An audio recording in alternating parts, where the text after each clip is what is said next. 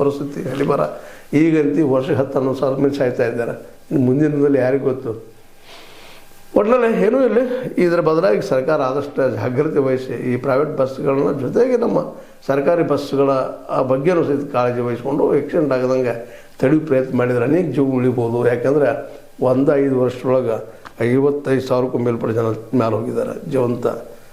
ಅಲ್ಲಿ ಒಳಗೆ ಸುಟ್ಕೊಂಡು ಇದು ಭಾಳ ನೋವಿಂದು ಯಕ್ಷಣ ಕೆಲವೊಮ್ಮೆ ಧಡಾರಂತ ಹಾಯ್ದಿದ್ದು ನೋಡೋದಕ್ಕೆ ಆಗೋದಿಲ್ಲ ರೀ. ನೆನಪಿಸ್ಕೊಂಡ್ರೆ ಅದು ಏನಪ್ಪ ಇದು ಏನಿದೆ ಪರಿಸ್ಥಿತಿ ಅನ್ನುವಂಥದ್ದು ಭಯ ಆಗ್ತದೆ. ಏನೋ ಆಗಲಿ ಒಟ್ಟಲ್ಲಿ ಸರ್ಕಾರ ಎಚ್ಚರಗೊಳ್ಳುವ ಬಗ್ಗೆ ಏನಾದರೂ ಕಾಳಜಿ ವಹಿಸ್ತದೆ, ಸಾಯು ಪ್ರಮಾಣ ಕಡಿಮೆ ಮಾಡ್ತದೆ, ಅಪಘಾತ ಕಡಿಮೆ ಆಗಿ ನೋಡ್ಕೊಳ್ತದನ ನೋಡ್ರಿ ಏನು ಮಾಡ್ತದೆ. ಯಾಕಂದ್ರೆ ಒಂದು ಸ್ವಲ್ಪ ಸ್ಟ್ರಿಕ್ಟ್ ಆದ್ರೆ ಡ್ರೈವರ್ಗಳು ಕುಡಿಯೋದನ್ನು ಬಿಟ್ಟರೆ ಮತ್ತು ರಾತ್ರಿ 2ರಿಂದ ಬೆಳಗಿನ 5 ತನಕ ಬಸ್ಗಳು ಅಥವಾ ಏನೋ ಡ್ರೈವಿಂಗ್ ಬಂದ್ ಮಾಡಿದ್ರೆ ಆಕ್ಸಿಡೆಂಟ್ ಪ್ರಮಾಣ ಕಡಿಮೆ ಆಗ್ಬೋದೇನೋ. ಸಾರಾಯಿ ಬಿಡಿಸ್ಲೇಬೇಕು ಆಮದು ಬೇರೆ. ಅದ್ರ ಜೊತೆಗೆ ಇವೆಲ್ಲ ಮಾಡಿ ಜೊತೆಗೆ ಪ್ರತಿ ಬಸ್ಸನ್ನು ಚೆಕ್ ಮಾಡುವಂಥದ್ದು. ಯಾಕಂತಂದ್ರೆ ಒಳಗೆ ಏನೇನು ಇರ್ತಾರೋ ಸ್ಫೋಟಕ ವಸ್ತುಗಳು ಏನೇನು ಒಯ್ತಾ ಇರ್ತಾರೆ ಅವೆಲ್ಲ ತಡೆದ್ರೆ ಒಂದಿಷ್ಟು ಕಡಿಮೆ ಆಗ್ಬೋದೇನೋ. ಒಟ್ಟು ಏನೋ ಆಗಲಿ ಇದೊಂದು ಮಾತ್ರ ಅತ್ಯಂತ ಈ ಅಪಘಾತಗಳು ಆಕ್ಸಿಡೆಂಟ್ಗಳು ಇವತ್ತು ಜನಸಾಮಾನ್ಯರಿಗೆ ಭಯಭೂತವಾಗಿ ಕಾಣ್ತಾ ಇದ್ದಾವೆ.